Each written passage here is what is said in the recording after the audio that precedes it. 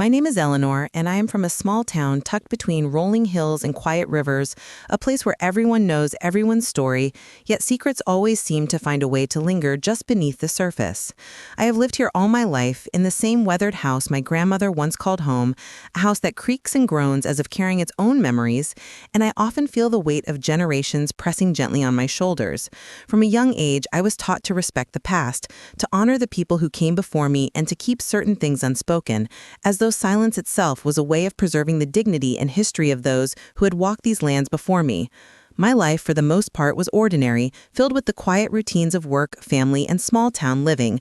Yet beneath the familiar rhythms, I always felt a subtle current of something larger, something unseen, whispering in the corners of my awareness.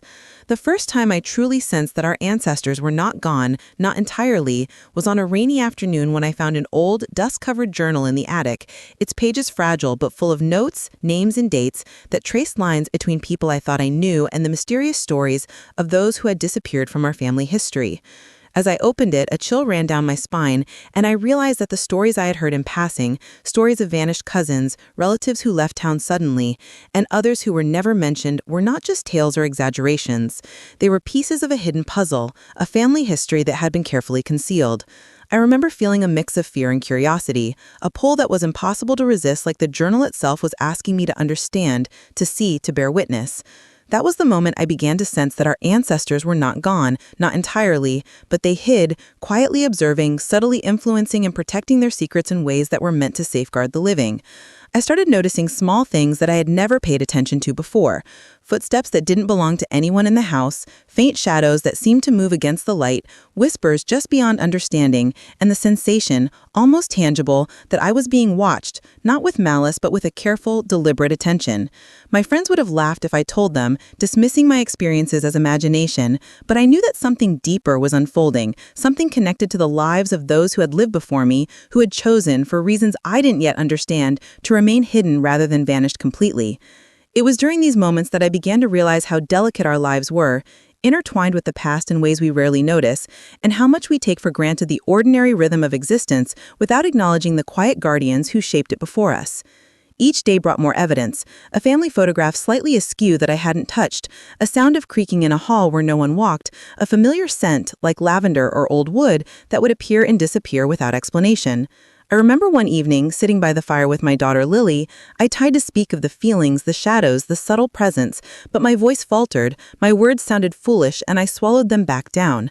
It was as if the house itself was waiting for me to understand, to respect, to acknowledge that I had stepped into a space where the past and present coexisted silently. I found myself drawn to the old letters in the drawers, each carefully folded and never thrown away, written by hands that had long since disappeared, addressed to people whose names were only whispered in our family. I read of hopes, regrets, small victories, and quiet losses, but always a recurring theme appeared, the guidance of those who had chosen to step back, to hide, to remain unseen, and yet still influence the living. It became clear that these were not random notes or personal musings. They were instructions, warnings, and fragments of wisdom meant for someone who would notice, someone patient enough to learn the patterns, someone like me. The realization struck me slowly. Like the first light at dawn, the ancestors were present in ways that couldn't be fully explained, moving through the spaces between memory and reality, shaping our lives quietly, and protecting knowledge we might never fully comprehend. That night, I lay in bed listening to the wind against the windows, the soft creak of the old house, and I felt a profound sense of both fear and belonging. I whispered softly as if the shadows could hear me, "I see you. I understand. I will not forget."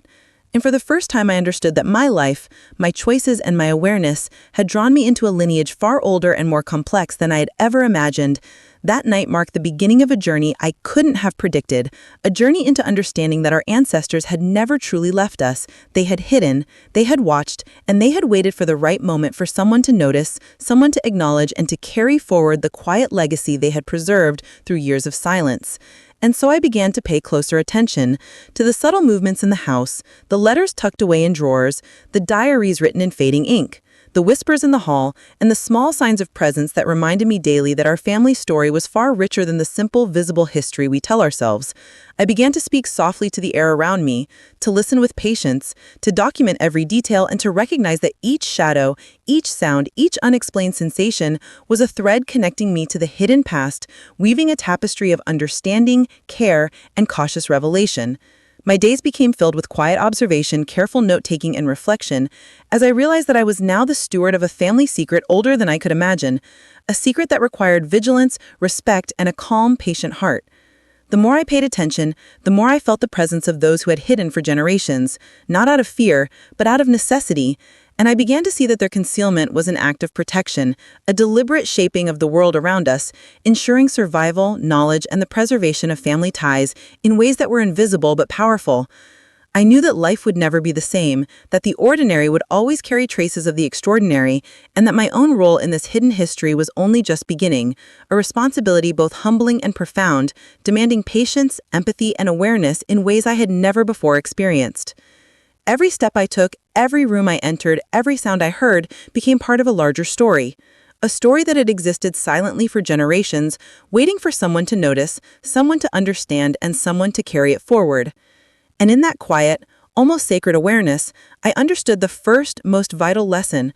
Our ancestors didn't die, they hid.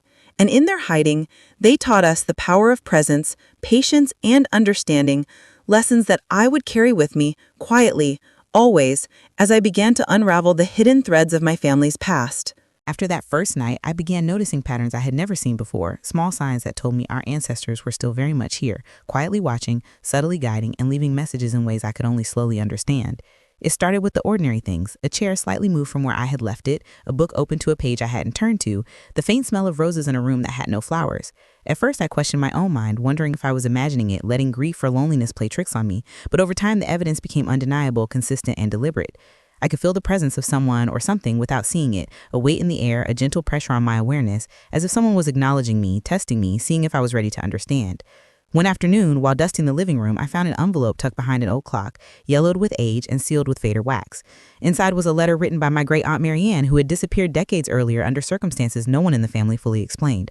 Her handwriting, elegant and flowing, spoke of fear, love, and responsibility. She wrote about the importance of noticing the small details, the way objects, sounds, and even shadows to carry messages for those who are patient enough to see them. "We watch over you," she wrote, "but only if you are willing to see." Reading those words, I felt both fear and comfort, a strange mixture of being watched and being guided. That night, I could hardly sleep, imagining the ancestors moving quietly through the house, observing, protecting, waiting.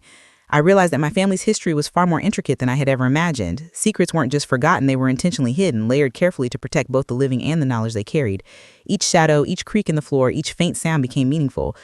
I started keeping a journal, documenting every unusual occurrence, the way the curtains moved, the way the floorboards creaked, the subtle noises in rooms where no one was present. Slowly, I began to recognize patterns, repetitions, and rhythms that spoke a language older than words. It was a language of attention, of awareness, of care and guidance, designed to be understood only by those who were willing to notice. I began to speak to them quietly, softly, almost reverently. "I see you, I understand." And though there was no response I could hear, I felt acknowledged, as though the act of recognition alone bridged the distance between past and present. Over the following weeks, my perception of time and space shifted. I noticed how sunlight fell differently in the rooms, where dust settled, how objects seemed to arrange themselves, almost deliberately, for someone to see. I felt their presence, not as a threat, but as a quiet insistence on awareness, an invitation to participate in the preservation of knowledge and memory. One evening while preparing dinner, I caught a fleeting shadow at the corner of my vision, tall, familiar, almost human. But when I turned, nothing was there. My heart raced, but not from fear. Instead, I felt awe and a deep sense of responsibility. I began to understand that our ancestors had hidden themselves not out of fear alone, but to protect a fragile balance between the worlds, the seen and the unseen, and that my life was now part of that continuum. Slowly, I realized that my own presence, my attention, and my understanding were required to maintain that balance, to honor the lineage that had preserved itself through silence and subtle guidance. I began to explore the house with new eyes, noticing details I had ignored for years. Scratches on the floor that traced paths through the home, marks on walls that aligned with letters and old journals, and objects placed deliberately in ways that conveyed messages without words. Each discovery strengthened the connection, deepened the awareness, and heightened the sense of responsibility I felt toward the living and the hidden alike. The hidden ancestors became a constant presence in my thoughts, their silence a reminder of patience, care, and vigilance. I started speaking more gently to my daughter Lily, explaining lessons of attention, respect, and observation, though I never fully revealed the depth of what I had discovered. I understood that some truths are only revealed gradually when one is ready to bear their weight. I began to notice patterns beyond the house as well, in the small town, in the streets, in the way certain families moved, in the way objects and people interacted with subtle precision, almost as though history itself was whispering through the ordinary. I could feel the weight of generations in small moments, a look in someone's eye, a door left slightly ajar, a photograph tucked in a forgotten corner. And in all these moments, I learned to pause, observe, and honor the silent presence that shaped them. I started waking before sunrise, sitting quietly by the window, observing the stillness of the world and listening, not for sound, but for the subtle shifts of awareness that told me that I was part of something greater, a long line of watchers and protectors, of hidden observers who had shaped the lives I now lived. The feeling was humbling yet empowering. Fear had shifted into reverence, confusion into clarity. And I began to realize that life, history, and family were never fully visible, and that the unseen carried weight, meaning, and lessons if only we were willing to notice. Every day became an exercise in mindfulness, patience, and understanding, and I felt a profound bond forming with those who had come before, guiding quietly, waiting, and ensuring that the lineage would continue through someone aware enough to see. I could no longer move carelessly through my life. Each decision, each step, each glance carried subtle significance, and I became acutely aware of the responsibility entrusted to me. It was not a burden exactly, it was a privilege, one I accepted with quiet resolve. I understood at last that the ordinary and the extraordinary are never separate. Our ancestors, hidden for generations, had shaped our lives quietly, and now my attention, my presence, and my understanding were part of that ongoing story. And so I embraced the vigilance, the patience, and the quiet respect required to live with this knowledge, knowing that our ancestors didn't die, they hid, and their hidden lives still shaped my own every day, in ways I was only beginning to understand. Life in our small town moved slowly, almost like a river winding through familiar paths, and my own life had followed its gentle course for many years until I began noticing the traces of those who had hidden themselves long before my time. My family had always been close, at least on the surface, my daughter Lily with her quiet, thoughtful ways, and my husband Richard who had passed many years ago, leaving a space in our home that felt simultaneously empty and full of memories. My parents had died when I was young, and I grew up under the care of my grandmother, a woman of remarkable patience and quiet strength, who often spoke in hints and half-phrases, never revealing everything at once, as though she knew some truths were better absorbed slowly over time. She told me stories of our ancestors, carefully selected tales meant to impart lessons rather than history, stories that spoke of courage, survival, and discretion. And I remembered how she always ended them with a gentle admonition. Pay attention, Eleanor. Notice the details. The unseen matters as much as the seen. I had taken her words to heart, but only now, in the quiet of my house and with the subtle presence of hidden ancestors surrounding me, did I understand their depth. The home I lived in had been passed down through generations, and every floorboard, every window, every creak and groan carried echoes of lives once lived, decisions once made, and secrets carefully preserved. I began to pay close attention to these subtle details, recording them in a notebook I kept close at all times, noting patterns in the way objects were placed, the alignment of furniture, and the faint, almost imperceptible signs of movement that suggested someone had been present even when no one was there.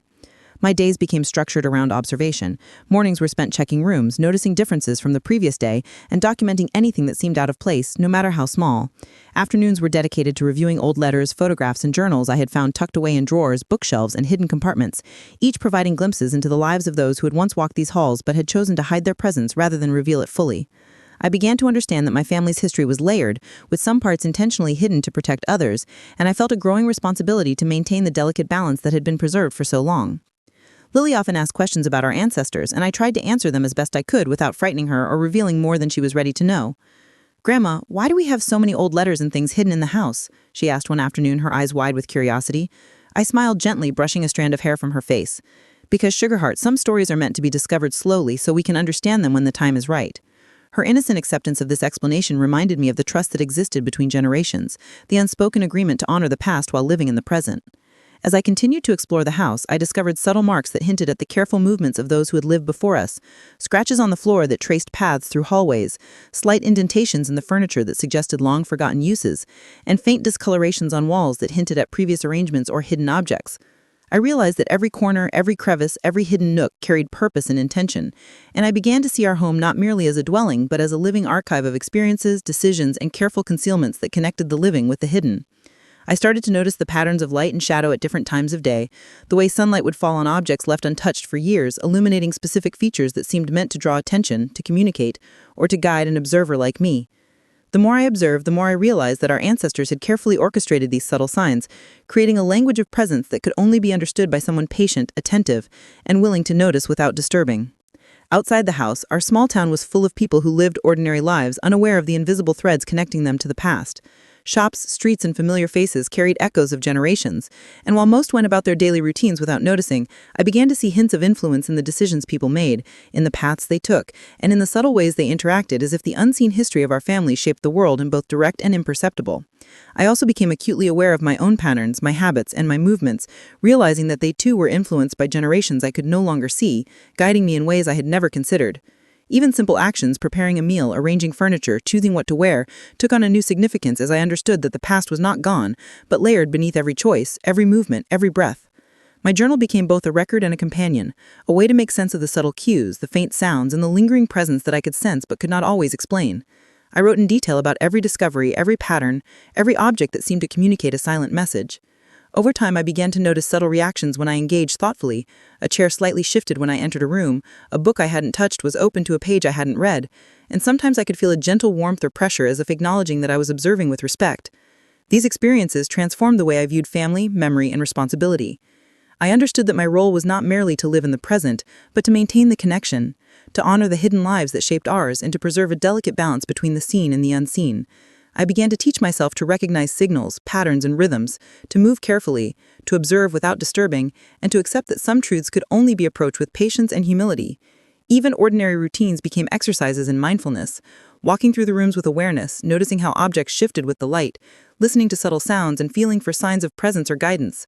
The hidden ancestors had created a subtle choreography, a careful interaction between past and present, and I was beginning to learn its steps. In these quiet observations, I felt a deep sense of belonging, as though the lineage I was connected to had waited for someone to notice, someone who could understand, respect, and carry forward the legacy of attention and care.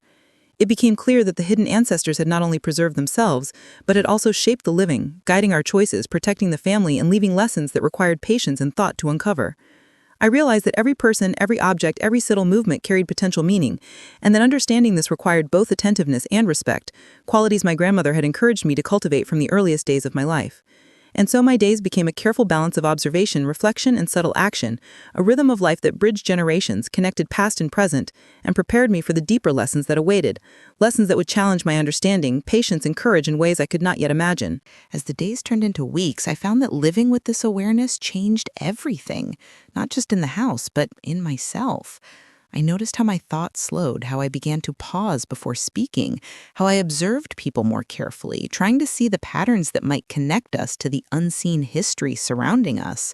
Lily, my daughter, became my quiet companion in these discoveries, though I never fully revealed to her what I had begun to understand. Instead, I taught her the art of observation, of noticing details that others might dismiss, and of respecting the small rhythms of life that carried meaning beyond their immediate appearance. My mornings were spent in quiet exploration of the house, opening drawers and cabinets I had never thought to explore, finding old letters, photographs, and journals that revealed fragments of our ancestors' lives, their fears, their hopes, and the choices they had made to conceal themselves from the world. Each discovery brought a mix of fascination and reverence, as I began to see that the hidden ancestors had been careful stewards, leaving clues for those patient enough to notice, preparing the ground for understanding that would arrive decades later. I began to map the house in a new way, noting areas where movement seemed guided by intention, where objects were placed deliberately, and where subtle changes indicated observation, guidance, or warning. Patterns emerged, small but consistent, and I began to recognize that the house itself was a living memory, a structure that carried stories, lessons, and guardianship, if only one had the patience to read it. Afternoons were often spent poring over the journals I had found, reading with a careful eye and noting connections that spanned generations. I realized that the ancestors' writing was never casual. Each word, each phrase, each mark carried weight, hinting at lessons for the observant, at knowledge to be preserved, and at warnings to protect the living from mistakes made in the past.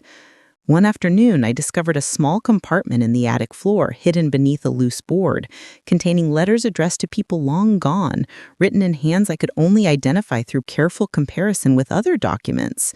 The letter spoke not only of family affairs, but of hidden movements, secret decisions, and protective measures designed to preserve knowledge and ensure survival.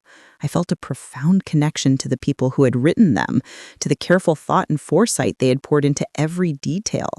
And I understood that my own role was now to carry forward that careful attention, to become a link in a chain that had spanned generations. In the evenings, I would sit with Lily by the fireplace, explaining lessons of patience, careful observation, and respect for the past without revealing the full depth of the hidden presence around us. "Grandma," she asked one night, "why does the house feel so alive?" I smiled softly, feeling the warmth of the fire and the weight of unseen eyes upon us. "Because, darling, life leaves traces. Some are easy to see and some are hidden, but everything matters." My role as a mother became intertwined with my role as a guardian of history. I was teaching her the ways of awareness, preparing her for a reality I could not yet fully explain but knew she would one day perceive. Nights became times of reflection when I could sit quietly and listen to the creaks, sighs, and subtle movements in the house, noting patterns that had previously gone unnoticed and feeling the presence of those who had hidden themselves but remained vigilant.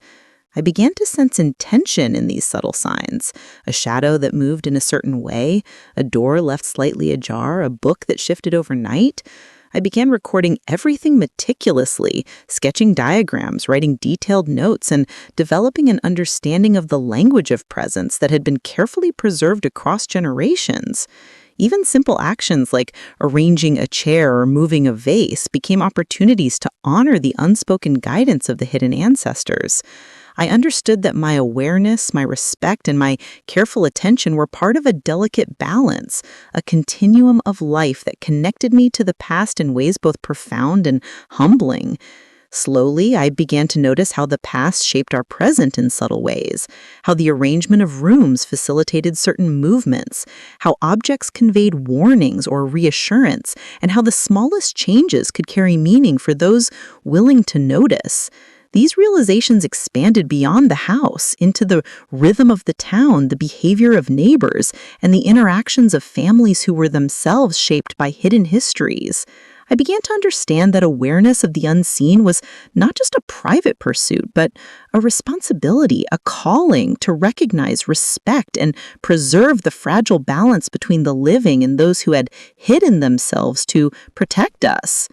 The process transformed my perception of ordinary life, making each detail significant and imbuing every interaction with potential meaning. I could no longer walk carelessly through the house or the town. Every glance, step, and movement mattered because it interacted with layers of history and presence that demanded careful attention. Even mundane tasks became exercises in mindfulness as I noticed the alignment of objects, the patterns of light, and the rhythm of footsteps, understanding that subtle shifts carried messages and lessons from those who had hidden themselves but were always present. I also realized that the hidden ancestors had intentionally left opportunities for discovery, letters tucked in unexpected places, patterns in the placement of furniture, and small movements that could be detected only by patient, observant eyes. This careful orchestration reflected a deep understanding of human nature and time, a desire to guide the living without imposing, to teach through observation, and to preserve knowledge for those who were ready to see. Over time, I began to integrate these lessons into my daily life, moving with more attention, listening with greater care, and engaging with both the visible and the unseen in a thoughtful, deliberate way. I felt a growing bond with the lineage that had hidden itself, a connection forged through awareness, respect, and a shared commitment to preserve knowledge, protect life, and ensure the continuity of our family. This connection brought with it both humility and a quiet pride. Humility in recognizing the weight of the unseen, and pride in my role as a participant in a continuum that spanned generations. As the weeks turned into months, my life became a delicate dance between observation and action, reflection and presence, and I began to understand that the hidden ancestors had created a system of guidance that could be understood, respected, and integrated without disrupting the balance they had preserved.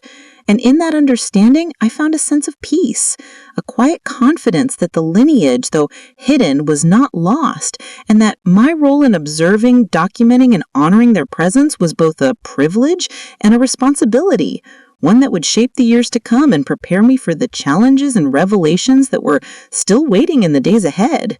As the months passed, the quiet rhythm of my life began to shift in ways I hadn't anticipated, subtle tensions weaving themselves into the fabric of our daily existence, almost imperceptible at first, but growing steadily, like the slow drift of clouds across a once clear sky. The more I paid attention to the hidden presence around me, the more I realized that observing alone was not enough. There were patterns I could see but not yet understand, moments where objects shifted in ways I could not explain, where sounds echoed from empty rooms, and where the temperature in the air changed without warning. Lily, though still young and innocent, began to notice small anomalies herself, the way a door would close quietly when no one was near, or how a chair seemed to move slightly overnight. And sometimes she would glance at me with wide eyes, silently asking questions I was not yet ready to answer. I could sense her unease, and though I tried to remain calm and reassuring, I understood that my own increasing attention to these subtle signs might be creating a tension she could feel even without words. Then there were moments with the neighbors, innocuous at first, that began to feel charged with unspoken undercurrents. The way they glanced at the house, subtle shifts in behavior when I passed, or the quiet avoidance of certain conversations. I wondered if they too were sensitive to the hidden history, or if my own heightened awareness was making ordinary life feel stranger than it truly was. One evening, while arranging books on the shelf, I noticed a photograph that had always been tucked safely behind others had shifted forward slightly, as if nudged by unseen hands, and I could feel a surge of both awe and anxiety. The message, though subtle, was unmistakable. Someone, or something, was aware of my attention, testing the limits of observation and perhaps warning me to proceed carefully. Over time, these small, almost imperceptible shifts became harder to ignore. Objects were found in places I had never moved them, sounds came from rooms I was certain were empty, and the sense of being watched became more constant, more insistent, though never threatening. I realized that this presence was not static, it was reactive, adaptive, and aware of my engagement, and I began to feel the first stirrings of tension within myself, a struggle between curiosity and caution, wonder and unease. The journals and letters I had discovered became a double-edged sword, offering guidance and insight, yet also hinting at consequences for those who failed to observe or respect the hidden order. One entry in particular struck me with unease. It described a relative who had ignored subtle signs, dismissed warnings, and suffered loss as a result, a fate left deliberately vague but chilling in its implication. I began to question my own ability to interpret the signs correctly, fearing that a mistake could disrupt the delicate balance that had been preserved for generations. Meanwhile, Lily started asking more questions, her tone tinged with curiosity and apprehension. "Grandma, why does it feel like someone's always watching?" she asked one afternoon, her small hand gripping mine. I knelt beside her, forcing a calm I didn't entirely feel. "Because, darling, there are things in life we can't always see, but that doesn't mean they're not there. We just have to move carefully and pay attention." Even as I spoke, I knew I was only giving her part of the truth, and the responsibility weighed heavily on me. Not only was I tasked with understanding the hidden presence, but also was shielding her from fear while teaching awareness and respect. Small misunderstandings began to surface between myself and the people closest to me, even in minor daily interactions. Richard's absence, though long endured, felt heavier as I navigated the invisible threads of guidance and observation, and I sometimes misinterpreted Lily's innocent questions as judgments or challenges, straining our communication. The subtle tension within the house began to mirror the tension in my own mind. Moments of wonder intertwined with unease, curiosity shadowed by fear, observation tempered by the knowledge that every movement, every glance, could carry consequences I might not yet comprehend. One evening, while reviewing old journals in the quiet of the attic, I noticed that several letters I had carefully cataloged were now in slightly different positions than I had left them, a subtle but deliberate rearrangement that spoke volumes about the intelligence and awareness of the hidden presence. I felt a chill as I realized that my efforts to document and understand might themselves be being observed and evaluated, and I wondered if the ancestors were testing me, guiding me, or perhaps warning me to proceed carefully. This realization brought both awe and tension. The knowledge that I was part of a living, reactive history was empowering, yet it carried a weight I had not anticipated.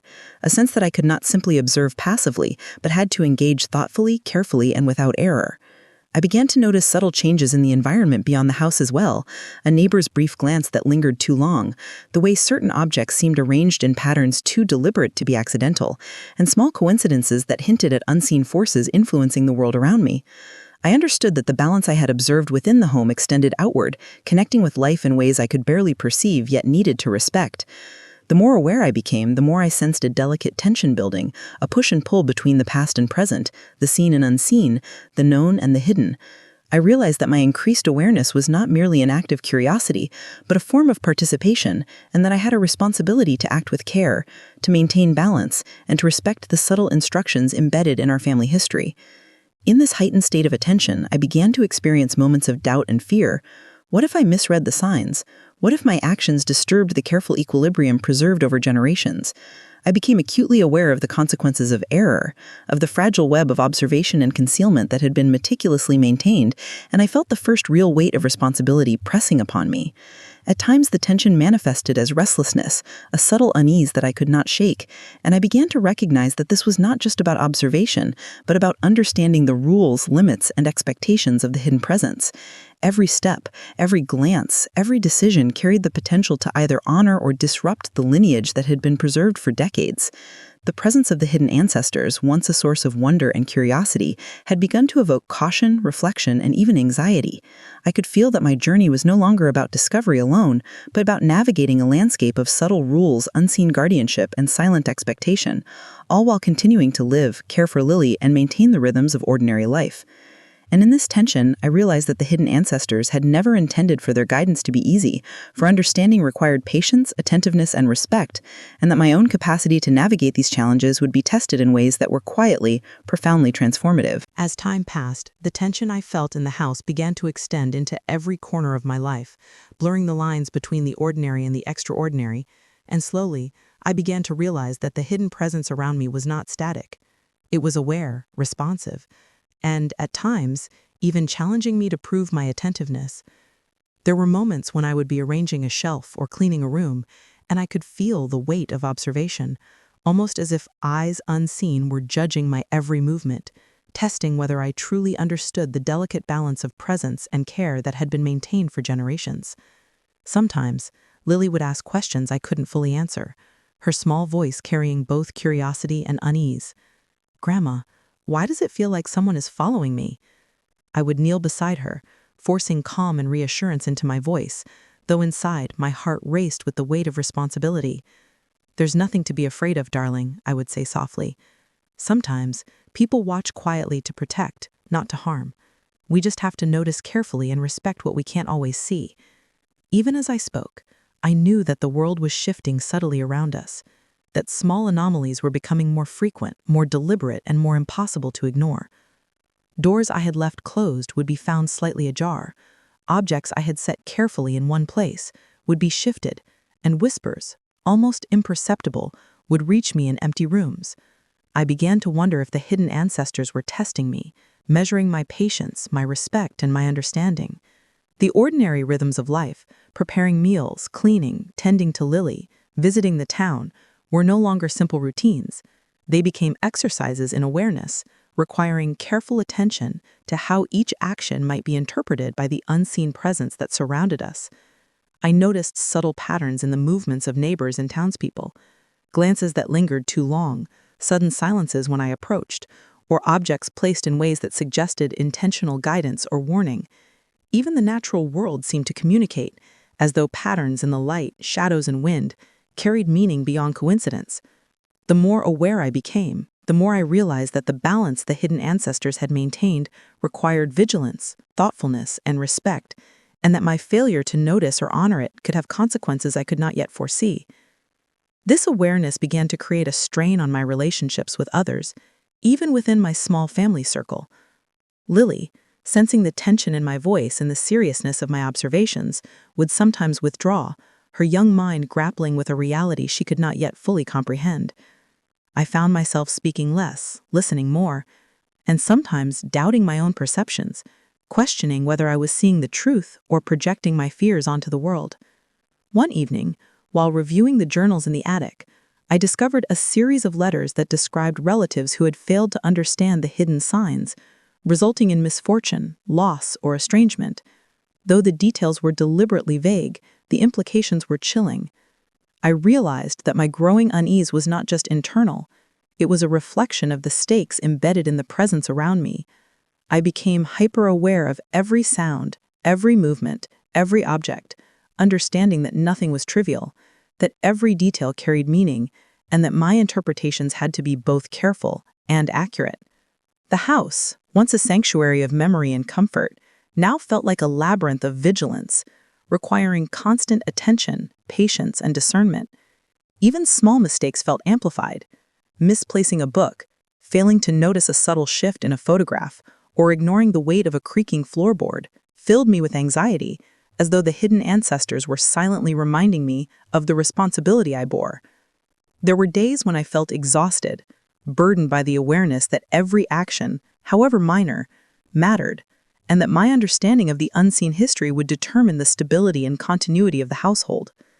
I began to notice changes in the way I interacted with the town itself, lingering glances, careful listening to conversations, and an acute sensitivity to gestures and patterns I had previously ignored. It was as if the hidden history extended beyond the walls of my home, influencing the behavior of those around me. Or perhaps my heightened perception was revealing layers of reality that had always existed but gone unnoticed. With these realizations came a sense of isolation, a quiet solitude that weighed on my heart. I longed to share the depth of what I was experiencing with someone who could understand, yet I feared that words would diminish the significance, that explaining too much would break the delicate balance I had come to respect. At night, I would sit by the fire, Lily asleep nearby, and reflect on the growing tension, the subtle tests, and the intricate choreography of the hidden presence. I understood that I had been drawn into a dynamic that required more than observation. It required engagement, intuition, and an unwavering commitment to honor the lineage that had hidden itself for generations. There were moments of beauty and connection, too, a gentle warmth that seemed to affirm my careful attention, the subtle alignment of objects that mirrored patterns I had documented, and the occasional fleeting impression of presence that felt protective rather than intrusive. Yet these moments were interwoven with unease, the knowledge that one misstep could disrupt the delicate equilibrium, and that the unseen observers were neither entirely benevolent nor negligent. They were precise, deliberate, and discerning. I began to sense that the hidden ancestors had designed these tests to ensure that only those capable of sustained attentiveness, patience, and respect would truly understand, and that the lessons embedded in the house and its objects were part of a greater plan to preserve knowledge and continuity across generations. Slowly, I realized that my life was now inseparable from this hidden reality, that my choices, movements, and awareness were being measured and shaped by forces I could neither see nor fully comprehend, and that my role was far greater than simply being a mother or a caretaker of a home. Each day became a balance between engagement and restraint, observation and action, presence and caution. Even my emotional responses, fear, wonder, curiosity, and joy, had to be tempered, filtered through the lens of responsibility and awareness. I felt the tension grow, a quiet pressure in the air, as if the house itself held its breath, waiting to see whether I could navigate this complex web of hidden signals and subtle tests. And in this mounting tension, I began to sense the hidden ancestors were preparing for something larger, a moment or revelation that would require me to confront not only the unseen history, but also the limits of my own courage, understanding, and patience, and that the lessons of awareness and respect were only the beginning of a journey that would challenge everything I thought I knew about life, family, and the unseen forces that quietly shape our world. The tension that had been quietly building for months finally reached a point where I could no longer ignore it, and it began to manifest in ways that were impossible to rationalize or dismiss. One evening, as the sun dipped behind the hills and the house was bathed in golden light, I felt an unusual heaviness in the air, as if the hidden presence that had always guided and observed me was now preparing to reveal something more urgent, more consequential. I had spent the day meticulously reviewing old journals, letters, and photographs, trying to piece together the patterns and messages embedded in our family's history, and I felt both exhilarated and anxious at the prospect of understanding more deeply the intentions of those who had hidden themselves for generations. Lily was asleep and the house was quiet except for the soft creaks of old wood and the faint hum of the wind outside. I sat in the living room reviewing my notes when I noticed that a small worn envelope had been placed on the coffee table. I was certain I had not left it there. My heart quickened as I reached for it, careful not to disturb the fragile paper, and when I opened it I found a single sheet of handwritten paper, the ink faded but legible. It was addressed to me, in the same elegant script I had come to recognize from my great-aunt Marianne's journals. The letter spoke in careful, deliberate words, warning of a choice I would soon face. place, a revelation that could alter the course of my family's legacy, and the careful balance of hidden and seen presences in our home. I read and reread the words, feeling a mixture of fear, awe, and responsibility settling deep in my chest. The message was cryptic yet urgent. It spoke of a discovery I had made that was meant to be kept hidden until the time was right, and it hinted that I was about to uncover a truth that could not be ignored. My mind raced as I tried to understand the letter's meaning. The hidden ancestors had guided me carefully, providing subtle signs, patterns, and lessons over months, but now it was clear that a pivotal moment had arrived, one that required action, judgment, and courage beyond simple observation. I felt the weight of generations pressing upon me, their presence palpable in the quiet room, in the stillness of the air, and in the subtle vibrations I could sense beneath my feet. The ordinary rhythms of life, dinner, bedtime, small-town routines, no longer mattered in the same way. Everything had shifted, and I realized that I could no longer simply observe. I had to act, to interpret, and to decide how to respond to a reality that was both visible and hidden, a legacy that demanded both understanding and careful handling. Over the next few days, the signs intensified. Objects moved in increasingly deliberate ways, letters and journals appeared in new configurations, and subtle sounds seemed to echo messages I could almost, but not quite, comprehend. I became hyper-aware of every detail, feeling the house itself guiding my attention, nudging me toward an understanding that had been intentionally hidden, and yet simultaneously waiting for me to prove that I could handle the knowledge responsibly. Lily, sensing the tension, became quieter, more introspective, and sometimes would glance at me with concern as if she could feel the weight of what was coming. I tried to reassure her, but I too was uncertain of what lay ahead, and I realized that the turning point I was approaching would test not only my understanding of the hidden presence, but also my emotional strength, patience, and ability to navigate a revelation that had been preserved in secrecy for generations. One evening, while examining a particularly old journal from my great-grandmother, I noticed a page I'd previously overlooked. It described a family secret hidden in plain sight, a decision made decades earlier that had been carefully concealed to protect the lineage, and a warning that the revelation of the secret would require courage, clarity, and discretion. The words felt alive, urgent, and almost directed at me personally, as though I had been summoned to fulfill a role that had been waiting decades for the right person to arrive. I felt a mixture of awe and dread, knowing that what I was about to uncover would forever change the way I understood my family, my home, and the hidden forces that had shaped our lives. I spent that night unable to sleep, turning over every detail, every pattern, every subtle sign I'd observed, trying to prepare myself for what was coming. The house, usually comforting in its quiet presence, now felt charged, alive with anticipation, as though it too understood that a pivotal moment had arrived. The following morning, I began a careful investigation, retracing steps, comparing letters, cross-referencing dates, and observing the smallest anomalies with renewed intensity. It became clear that the turning point was not a single moment or event, but a convergence of clues, signals, and hidden intentions, all pointing toward a revelation that demanded both discernment and courage. Over the next few hours, I discovered a hidden compartment in the attic, previously concealed beneath layers of dust and old furniture, containing documents, letters, and artifacts that had never been revealed to anyone in the family. Among them was a folded map, annotated in faded ink, outlining locations and objects of significance that suggested a network of hidden knowledge and protection, preserved carefully by our ancestors. My hands shook as I unfolded the map, realizing that the hidden history I had been observing in fragments was now laid out before me in full, though still cryptic detail. This was the moment I had unknowingly preparing for, the moment when the months of observation, reflection, and subtle guidance converged into a clear but daunting call to action. I understood that my next steps would define how the lineage continued, how the hidden knowledge was preserved, and how Lily and I would navigate the delicate balance between the seen and the unseen. The weight of responsibility was immense, almost overwhelming, but there was no turning back. I had been chosen, or perhaps chosen myself, to bear witness to the culmination of generations of careful concealment and protection. The house seemed to hum with quiet anticipation, as though acknowledging my recognition of the hidden truth, and I felt the combined presence of those who had come before, guiding me subtly yet insistently toward understanding, urging me to act with care, thoughtfulness, and respect. That evening, as I sat cross-legged on the floor surrounded by journals, letters, and the newly discovered documents, I realized that the turning point I was approaching was not only about uncovering hidden knowledge, but also about facing the consequences of understanding too much too quickly, and about learning how to live with both the visible and hidden truths simultaneously. I felt the full weight of the responsibility, the need to interpret the past accurately, to honor the intentions of those who had hidden themselves, and to prepare for decisions that could affect not only my life and Lily's, but the ongoing preservation of the family's carefully maintained legacy.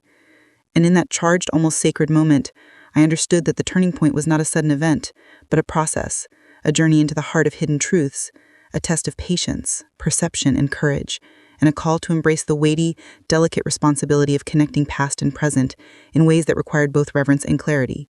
The days that followed were filled with a strange mixture of anticipation, fear, and relentless curiosity, as though the house itself had shifted into a state of heightened awareness, waiting for me to act on the knowledge I had uncovered. Every sound seemed amplified, the soft creak of a floorboard beneath my foot, the whisper of wind against the windows, even the faint rustle of leaves outside carried significance. I felt the weight of unseen eyes following me wherever I moved. Lily, sensing my tension, became both a source of grounding and another layer of responsibility, and I could not allow my fear or uncertainty to reach her, even as I struggled to interpret the increasingly complex messages of the hidden presence. One morning, while examining a bundle of letters tied with faded ribbon, I discovered a confession of betrayal that had been carefully concealed, written by a relative whose choices had fractured part of the family decades earlier. The words were precise, deliberate, and full of regret, outlining actions that had endangered not only property and relationships, but the delicate secrecy that our ancestors had maintained to protect the family.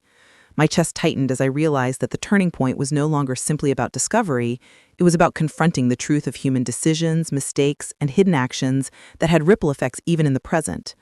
The letters hinted that someone in the family had attempted to exploit the hidden knowledge, to claim control over what had been carefully preserved, and that these actions had consequences that remained unresolved, lingering silently through the years. As I read, I felt a growing urgency, an understanding that the next steps I took would either restore balance or risk repeating the errors of the past. That evening, the house felt alive in a way it never had before. The subtle movements and sounds intensified, almost as if the hidden ancestors themselves were leaning in, observing and testing my judgment. I moved through the rooms with deliberate care, adjusting objects, tracing the patterns I had documented for months, and speaking softly to the unseen presence. I understand. I am listening. Guide me. The words, simple yet sincere, seemed to resonate through the house as though acknowledged by the centuries of hidden vigilance surrounding me. Over the next several days, I pieced together a timeline from the letters, journals, and artifacts, gradually uncovering a story of secrecy, protection, and betrayal that spanned generations. I began to understand that the hidden ancestors had not only protected knowledge, but had also created a system of accountability. Those who failed to recognize and respect the hidden presence were subject to consequences, sometimes subtle, sometimes profound, that extended far beyond their lifetimes. The realization filled me with both awe and fear. I understood that my role had expanded. I was no longer merely an observer or recorder. I had become a participant, a caretaker and a guardian of the delicate balance that had been preserved through careful concealment. The discovery of betrayal within the family made this responsibility heavier, more urgent, and more dangerous, as it demonstrated that the hidden knowledge could be misused, misunderstood, or ignored, and that the lessons embedded in the past required both vigilance and discernment. One evening, as I reviewed the letters again, I noticed a subtle pattern in the placement of certain artifacts, a map, a set of keys, and an old locket that seemed deliberately arranged to convey a path forward. I realized that the ancestors were not only revealing the past, but were also guiding me toward an understanding of how to navigate the present, how to confront the consequences of prior actions, and how to restore harmony within the family lineage. This path was neither simple nor straightforward. It required careful attention, patience, and courage, as every misstep could have unforeseen ramifications. Over the following days, I followed the clues, retracing steps, revisiting rooms, and cross-referencing documents, and slowly, a clearer picture emerged. The betrayal had been significant, but it was not irreversible, and the potential for redemption, understanding, and balance remained if I acted with thoughtfulness and integrity. I began to feel the full weight of the turning point. The convergence of hidden knowledge, historical betrayal, and present responsibility demanded not only insight but also emotional strength, as I faced the reality that the decisions I made in the coming days could reshape the family's legacy, influence Lily's understanding of our history, and determine whether the hidden ancestors' careful preservation of knowledge would endure or unravel. One afternoon, while handling an old, carefully wrapped bundle, I felt a sudden shift, a subtle but unmistakable presence at my side, as though the spirits or consciousness of those who had hidden themselves were observing closely, weighing my reactions and offering silent guidance. The sensation was almost tangible, a pressure on my awareness, a gentle insistence that I proceed with caution, thoughtfulness, and humility. I realized that I could no longer act impulsively. Every choice mattered, every observation carried significance, and the responsibility I bore was immense. Lily's presence reminded me that I was not alone, and that the lessons of the past, the guidance of the hidden ancestors, and the well-being of the next generation were all intertwined in a fragile, intricate web. That evening, as the sun set and shadows stretched long across the rooms, I made a conscious decision. I would follow the path laid out by the hidden ancestors, confront the revelations of betrayal, and act to preserve balance and understanding, even if it required facing fear, uncertainty, or emotional discomfort. I understood that the turning point was not a single event, but a series of deliberate choices, each demanding courage, patience, and insight, and that the cumulative effect of these choices would define not only my own understanding, but also the continuity of the family's hidden legacy.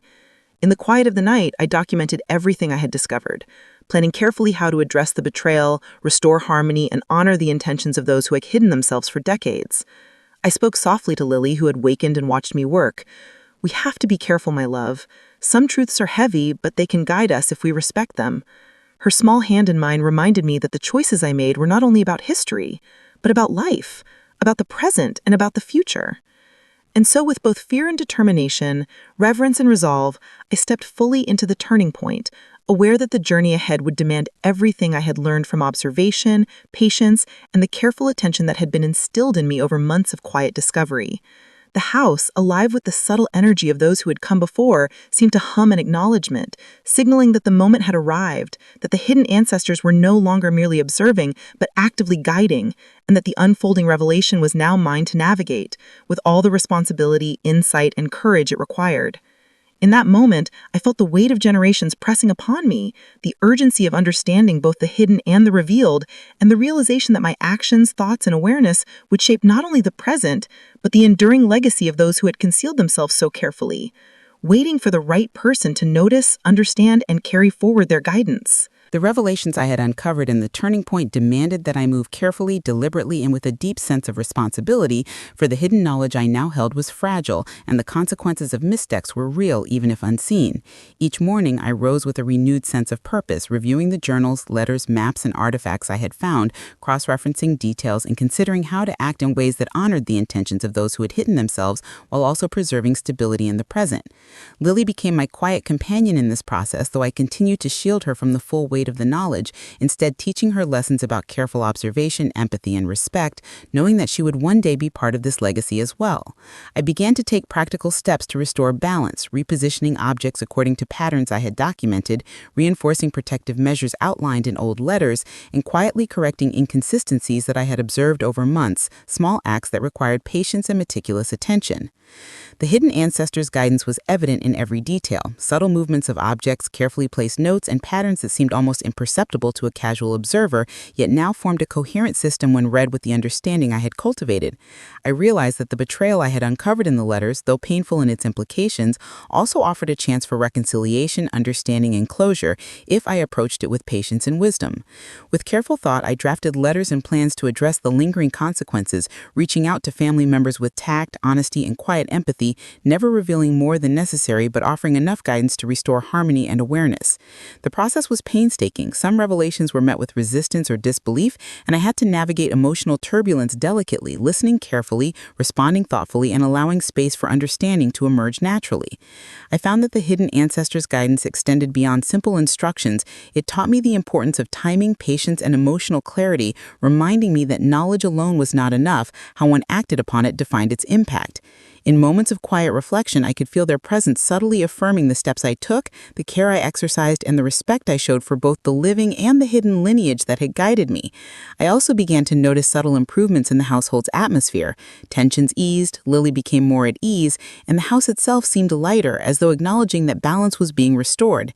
Even neighbors and friends, unaware of the deeper history, seemed to sense a shift, the subtle weight of past conflicts and misunderstandings lifting in response to deliberate acts of reconciliation and respect. I spent hours journaling my own reflections, documenting not only the facts of what I had discovered, but the lessons I had learned: patience, observation, empathy, and the recognition that understanding a hidden presence requires both humility and courage.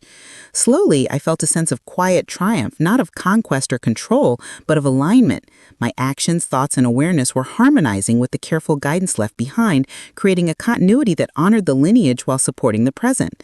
Lily, observing my dedication and care, began to internalize these lessons in small ways, asking thoughtful questions, helping with tasks, and showing a sensitivity to detail and human interaction that reflected the subtle teachings of the hidden ancestors.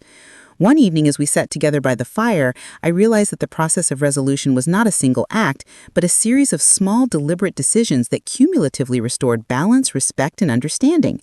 I reflected on the betrayal, the hidden knowledge, and the careful actions I had taken, recognizing that the true power lay not in possessing secrets, but in using awareness with integrity, patience, and empathy. Over time, the household settled into a new rhythm, one in which both the visible and hidden presences coexisted harmoniously. The lessons of observation, caution, and respect became ingrained, no longer a burden but a guiding framework for daily life. Even small, ordinary acts, preparing meals, arranging furniture, or tending to the garden, took on new significance. As I understood that mindfulness and care extended far beyond the discovery of secrets, they were the foundation of a balanced, intentional life. I began to see how the past, though hidden, shaped not only the physical environment of the house, but also the emotional and spiritual landscape of our lives, teaching lessons about connection, responsibility, and the importance of honoring both history and living relationships. The process of resolution also required emotional reconciliation within myself. I had to confront my fears, doubts, and moments of impatience, understanding that these internal struggles mirrored the challenges faced by those who had hidden themselves for generations.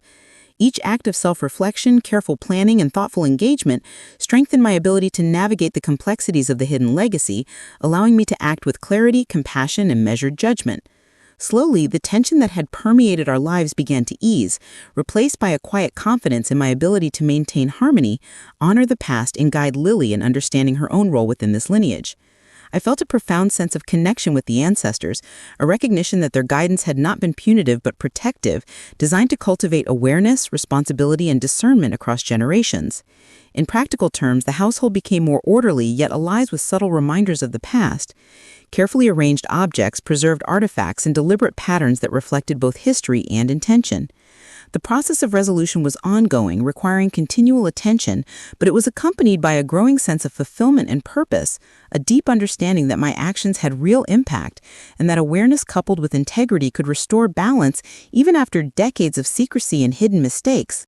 In moments of quiet, I would sit alone or with Lily and reflect on the journey we had undertaken, from the discovery of hidden presences and subtle patterns, through the tension and uncertainty of the turning point, to the delicate acts of restoration that defined this period. The sense of accomplishment was tempered by humility, for I understood that the hidden ancestors had carefully structured their guidance to require patience, reflection, and careful action, and that the lessons learned were not only about history, but about life, family, and the capacity for responsibility in the face of unseen forces. And in these quiet moments, I realized that the resolution was as much about inner alignment as it was about external balance. The way I observed, acted, and felt in response to hidden knowledge reflected not only my understanding of the past, but my readiness to continue the legacy with integrity, empathy, and care. The sense of harmony that gradually settled over the house was not sudden, nor did it erase the memory of the tension, the hidden betrayals, or the difficult lessons I had faced. Rather, it was a quiet, deliberate restoration, built from careful attention, thoughtful action, and a deepened awareness of the hidden legacy that had shaped our lives. Each day became an exercise in mindfulness, where even ordinary tasks held significance, teaching me that patience, respect, and careful observation were the true markers of understanding, and that the legacy of those who had hidden themselves was not just about secrecy, but about cultivating integrity, empathy, and resilience over generations.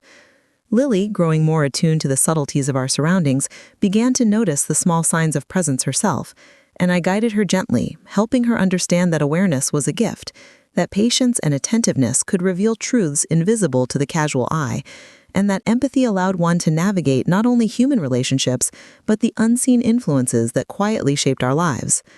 There were moments when the house itself seemed to respond to our care, a breeze that shifted in greeting, the soft settling of floors that had once creaked in uncertainty, and objects subtly aligning in ways that confirmed our respect for the hidden patterns of the past. The more I acted with intention and mindfulness, the more the energy of the home seemed to settle, as if the hidden ancestors themselves were affirming our alignment with the values they had preserved: caution, respect, understanding, and the careful handling of knowledge that had been intentionally concealed. I also reached out to family members impacted by the historical betrayals, carefully offering guidance and context without revealing unnecessary details, allowing them to understand and reconcile with the past in ways that restored connection and trust. Some conversations were difficult, filled with hesitation and emotional hesitation, but each one became an opportunity to practice empathy, patience, and integrity, and I saw the tangible effects of small, deliberate acts of understanding ripple outward, healing fractures and building bridges that had long been neglected. As the weeks and months passed, I noticed a transformation not only in the house and family, but within myself. The fear and anxiety that had accompanied the discovery of hidden knowledge gradually gave way to confidence, clarity, and a quiet sense of purpose. I understood that the turning point had been less about uncovering secrets and more about learning how to live in alignment with them, balancing respect for the past with careful stewardship of the present and future. Even Lily's laughter began to return, carrying with it a new sensitivity and awareness, subtle but meaningful, a reflection of the lessons embedded in the household and in her upbringing, attentiveness, patience, and the quiet power of observing before acting. I continued to maintain rituals that honored the hidden presence, small acts of care and recognition, arranging objects, reading letters, and pausing to reflect on the choices I made each day, understanding that these deliberate practices reinforced the harmony we had begun to restore. I came to appreciate that resolution was not a static state, but a continuous practice, requiring vigilance, reflection, and respect, a daily commitment to integrate the lessons of the past into the flow of ordinary life. Over time, the weight of secrecy and tension lifted, replaced by a subtle, enduring strength, the knowledge that understanding, empathy, and careful action could preserve harmony and legacy even in the face of hidden truths and past mistakes. There were still moments of uncertainty, brief flashes of anxiety or doubt, but these were tempered by the confidence I had gained through months of careful observation, reflection, and deliberate engagement with the hidden presence. I understood that life itself was a continuum of subtle signs, lessons, and choices, and that the ability to navigate this landscape with awareness and integrity was a form of quiet empowerment. The house, once a place of tension and mystery, had become a sanctuary of insight, reflection, and measured action, where both the visible and invisible coexisted in harmony, and where I felt a profound connection to the generations who had hidden themselves, guiding me from beyond sight and time. I also discovered that forgiveness, both for those who had betrayed the trust of our ancestors and for myself during moments of doubt or fear, was an essential part of restoration. To act with understanding, to acknowledge mistakes, and to reconcile with the consequences of hidden actions allowed the legacy to continue unbroken and created space for empathy, healing, and renewed connection across generations. Each evening, as Lily and I sat quietly, reading or reflecting by the fire, I felt a deep sense of gratitude for the guidance of those who had come before, for the strength to navigate uncertainty, and for the lessons learned about patience, care, and the power of awareness. I realized that the hidden ancestors had never intended their presence to be burdensome. They had designed a system to cultivate wisdom, responsibility, and attentiveness, qualities that would carry forward, ensuring that knowledge, respect, and care endured. The final steps of resolution involved integrating these lessons into our daily lives, consciously observing the small signs of presence, maintaining awareness in every action, and nurturing relationships with thoughtfulness and empathy. In doing so, I began to see a renewed vibrancy in the household. Laughter returned, the atmosphere felt lighter, and even the ordinary tasks of daily life carried the weight of meaningful engagement and purposeful intention. And as I watched Lily grow, learning through example how to live with awareness, integrity, and care, I understood that resolution was not only about restoring balance in the present, but about shaping a future in which the lessons of the past were honored, the legacy of hidden ancestors preserved, and the quiet guiding principles of patience, respect, and attentiveness would continue to flourish through generations yet to come. As the days settled into a gentle rhythm, I found myself reflecting often on the journey we had taken, from the first subtle signs of hidden presence, through tension, discovery, and turning points, to the careful acts that restored balance and understanding. I realized that life, much like the house, is layered with visible and invisible forces, some obvious, some subtle, some deliberately concealed, and that awareness, patience, and empathy were essential to navigating both the ordinary and the extraordinary. Lily, now more attuned to the subtleties around her, would sometimes pause in the garden, noticing the way sunlight fell across the old stones or how shadows shifted along the walls, and she would ask softly, "Grandma, is someone watching us?" And I would smile, gently reminding her that watching does not always mean harm, that care and protection can come from those we cannot see, and that understanding comes from observing, respecting, and moving thoughtfully.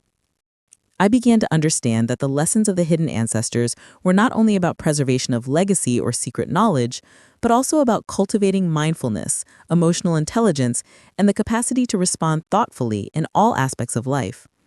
The house, once heavy with tension and mystery, now felt alive in a comforting way.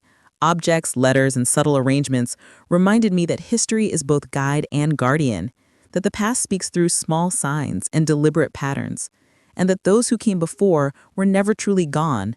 They were hidden, observing, and protecting in ways that shaped our lives even when we could not perceive them directly. In quiet moments, I would walk from room to room, feeling the energy of the space, reflecting on the patience, care, and courage required to navigate the turning point and resolution, and recognizing that the real work had been as much internal as it had been external. I had learned to temper curiosity with caution, awareness with humility, and discovery with responsibility, understanding that knowledge alone is not power, but careful, empathetic application of insight is. The small routines we once took for granted, the preparation of meals, the organization of objects, the simple rhythms of our daily lives had become deliberate practices, ways of maintaining awareness, honoring the past, and fostering a sense of continuity and care that connected us with generations before us. Sometimes, when the house was quiet and the wind moved gently through the trees outside, I could sense the presence of those who had guided us, a warmth and subtle reassurance that we were on the right path, that our respect and attentiveness had been acknowledged, and that the legacy of vigilance, patience, and care would continue. I began to see how this awareness extended beyond the home, into our relationships, our community, and the way we interacted with the world, a subtle mindfulness in our actions, a recognition of the unseen, and a sensitivity to the small yet significant details that shape life and relationships. Lily, absorbing these lessons through observation and gentle guidance, began to show her own capacity for attentiveness and care, reminding me that the legacy of our ancestors was not static, but living, passing naturally into the next generation through example, guidance, and careful engagement with the world. The turning point, the tension, and the resolution had all taught me that life's challenges are often layered and subtle, that understanding requires patience, and that the presence of others, seen or unseen, can shape our choices, perspectives, and growth in profound ways. I reflected on my own journey, the moments of fear and uncertainty, the discoveries that had shifted my understanding, and the careful actions that restored balance, realizing that every step had been preparation for the life we now lived, mindful, attentive, and respectful of both visible and hidden truths. And so as the evenings drew long and the sun cast its soft, fading light through the windows, I embraced the quiet knowledge that our lives were now aligned with the intentions of those who had come before, careful, observant, and guided by both love and wisdom, and that the lessons we had learned about patience, respect, empathy, and thoughtful action would continue to shape our lives in Lily's future, quietly, profoundly, and enduringly. In the quiet that settled over our home, I finally understood the true meaning of what the hidden ancestors had left behind. Not just secrets or warnings, but a blueprint for living with awareness, care, and integrity, a guide for navigating life's subtle lessons and unseen influences. Each morning, as sunlight filtered through the curtains and touched familiar objects, I would pause to acknowledge the history that lingered in every corner, the choices of those who had come before, and the responsibility I now carried to live thoughtfully and pass on these lessons to Lily. She would sometimes sit beside me, holding a small journal or a photograph, and ask questions that reflected curiosity, empathy, and a developing understanding of her own place in this legacy. "Grandma, did they watch us to keep us safe?" I would smile gently, feeling the weight of truth and reassurance, and reply, "Yes, my love. They watched not to control, but to guide, and now it is our turn to learn from them and be careful in our choices." The house, once heavy with tension and mystery, now felt alive with gentle affirmation, as if the spirits or consciousness of those hidden generations were quietly observing and nodding in approval, sensing that the delicate balance had been restored and that respect, awareness, and mindful action were now guiding our days. I found peace not in knowing every detail or understanding every hidden pattern, but in the confidence that comes from acting with integrity, patience, and empathy, and in teaching Lily the same values through example and quiet guidance. The lessons of the turning point and resolution had become integrated into our daily lives. Subtle attentiveness in actions, careful observation of surroundings, and mindful engagement with people in history alike. I noticed that even small, ordinary moments, a breeze brushing through the trees, the alignment of a photograph on the shelf, or the way shadows shifted at dusk, held meaning when observed with care, reinforcing the understanding that life is layered with visible and invisible threads, and that attention, respect, and intention are the ways we honor them. I reflected on the journey we had undertaken, the early signs of hidden presence, the tension and fear, the discovery of betrayal, and the painstaking process of restoration, realizing that each step had strengthened my ability to act with insight, integrity, and empathy, and that the lessons learned were not only about family history, but about how to navigate life itself with awareness and care. Lily, growing more thoughtful and perceptive each day, reminded me that the legacy was alive and transferable, passed through observation, dialogue, and the subtle modeling of patience, attention, and respect. Even the town around us, though unaware of the hidden history, seemed to resonate with the quiet balance we had restored. Relationships improved, interactions became more harmonious, and a sense of stability and attentiveness spread outward from our home. I realized that resolution was not a final event, but a living practice, a daily integration of insight, care, and mindful choice. And that the turning points of life, though challenging, are opportunities to cultivate wisdom, resilience, and empathy that ripple across generations. And as I watched Lily laugh, explore, and interact with the world, I felt a profound sense of hope and continuity, that the hidden presence, once a source of tension and mystery, had become a teacher, guiding us toward understanding, responsibility, and intentional living. I understood that our ancestors, though hidden, had never truly left us. They had simply waited for the right time and the right person to notice, to learn, and to carry forward their guidance with care and reverence. The weight of their presence had become a source of strength rather than fear, a reminder that life is shaped not only by what we see, but by what we observe, respect, and act upon thoughtfully. In this gentle, enduring awareness, I found peace, a sense of purpose, and the quiet joy of knowing that the legacy we inherited, protected, and nurtured would continue to live through us and Lily, a lineage of careful observation, empathy, and mindful action stretching from the past into the future. And in the soft evenings when shadows lengthened and the air was still, I would sit by the fire, holding Lily close, reflecting on the journey we had undertaken, and whispering to the unseen presence that had guided us all along. We understand. We honor you, and we will carry your lessons forward. It was in these moments that I realized the deepest truth of our story. Our ancestors didn't die. They hid, they guided, and they waited. And now it was our turn to live with the awareness, respect, and integrity that they had cultivated, carrying their quiet wisdom into every day, every choice, and every moment of our lives.